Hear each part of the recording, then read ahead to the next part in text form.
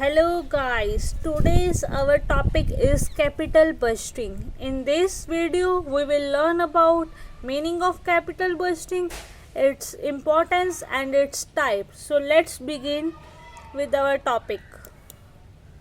Firstly we will learn meaning of capital budgeting. As we see, the term capital budgeting consisting of two words, capital and budgeting. And the term capital means funds currently available with the company. These funds are mainly in the forms of surpluses or profit that the company has from the longer period of time. But one thing must remember here, that these funds are only for the old company, or we can say existing company, not for the new company. And budgeting means planning the investment of these funds in a project. Then how to where to invest, how to invest, by whom invest, how much to invest, these types of decisions are being taken in capital budgeting. The term capital budgeting involves firm's decision to invest its current funds in a project. This project is for longer period of time.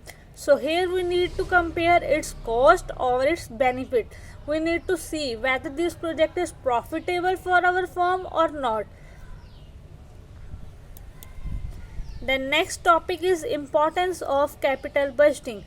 Capital budgeting means planning and controlling of capital expenditure. Planning where to invest, how to invest, by whom it is invest, how much is to be invest. These types of questions are being answered by planning activity. And control of capital expenditure means how much we budgeted and the actual we get. By measuring these, we can control over the capital expenditure. Then its importance are, first one is large investment.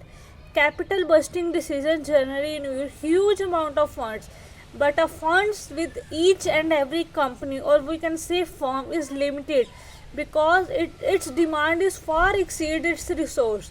So it is very important for the firms to plan and control its expenditure to invest in a project. Then second one is long term commitment of fund. Capital expenditure involves not only the larger amount of funds, but it is also the long term commitment, or we can say permanent basis commitment with the firm, or with the existing unit, or with the existing capacity. And then long term commitments of funds increase financial risk also of the business. It involves investment decision that firms need to take from time to time. Then third one is irreversible decision.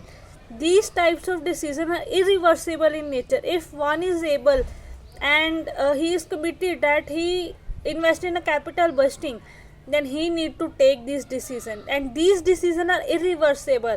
For example, A is interested to invest in a plant and machinery whose cost is in crores, and after a year or overnight he does not say that he is not ready to invest in that project. These kinds of decisions are irreversible in nature. Then fourth point is long term effect on profitability. Capital boosting decisions have a long term and its significant effect on the profitability of the concern. Not only present earning of the firms are affected, but it also affects its future growth and profit of the firms, because the investment decision he takes today will fruitful for his company is in future.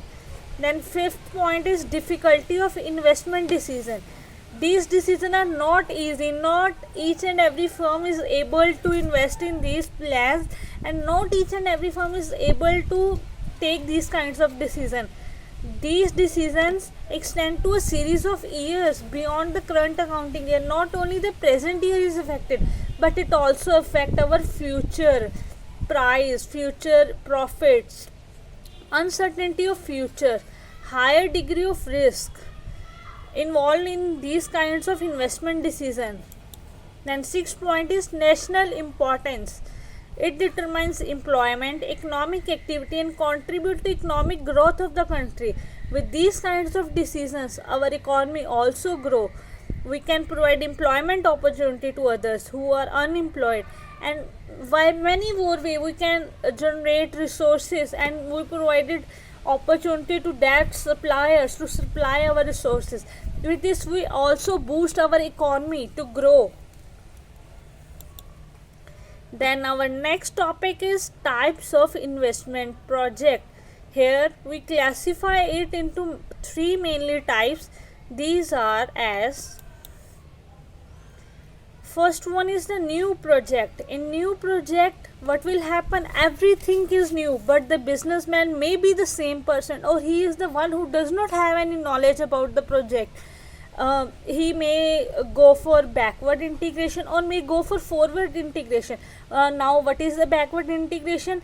Backward integration refer to that project in which we take it with the help of an example. Suppose one is manufacturing only the woolen cardigan, and he is also interested to manufacturing the wool. He is also engaged in the production of wool. This is called backward integration. And if one is interested to doing packaging kind of work, it is called forward integration, in which he moves one step beyond to provide benefit to the society and by earning profit. Now we will also discuss with the help of an example. New manufacturing. In this, we need new manufacturing concern require investment in fixed asset, without which there is no manufacturing process. For example, establishment of a paper manufacturing company requires machinery to produce paper, which may require investment of some crores of rupee. Purchase of long-term assets require efficient decision making.